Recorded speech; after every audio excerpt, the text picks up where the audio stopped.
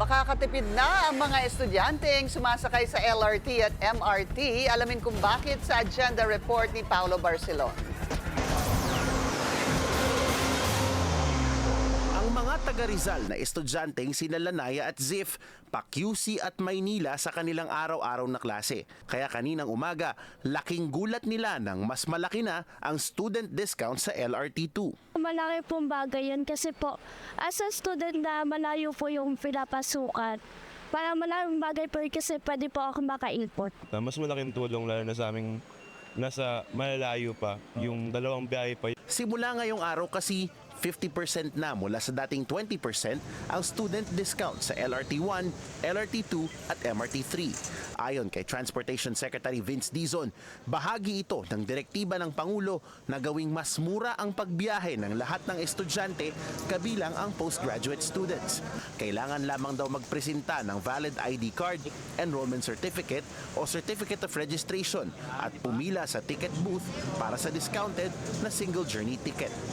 Technically, hindi pa kaya nung beep card na i-program sa ngayon. No? Pero pinipigit natin na siguro in the next few months, magagawa ng paraan ng beep card. Pero sa ngayon, single journey ticket muna. Malaking bagay ang 50% student discount lalo na sa mga estudyante dahil nasa 80,000 na estudyante ang gumagamit ng LRT2 sa bawat araw. Ang biyahe mula Antipolo hanggang Recto na dati 35 pesos para sa mga estudyante, 18 pesos na lamang.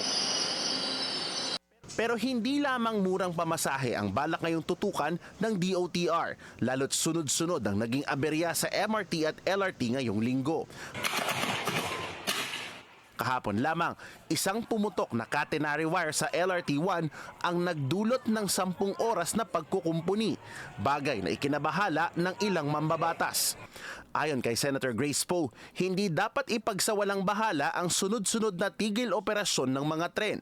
Kaya naman naghahanap na ng paraan ng DOTR na matugunan ang problema ng lumang electrical systems, gaya ng gamit sa Baclaran to Monumento segment ng LRT1. Mag-iisip na tayo ng mga upgrade. Pero syempre, i-estimate natin yung gastos niyan. No? Hindi biro yan, no? na palitan. No? Kunyari, hindi biro magpalit ng catenary wire system. Gawin nating third grade, hindi biro yan. Nang hingi na rin ng 2.5 billion pesos ang DOTR para masimula na ang pagtatayo ng dagdag na istasyon ng LRT Line 1 Cavite Extension sa Bacoor. Sisimulan na natin ang construction ng Tagaba Station next year. So, ano yan, importante yan at na-inform na rin natin ang LRMC na nagpapatakbo ng Line 1 na magtatayo tayo ng bagong stasyon. Sinusuri na rin daw ng MRT3 maintenance provider na Sumitomo Corporation ang mga kontrobersyal na Dalian train ng MRT3.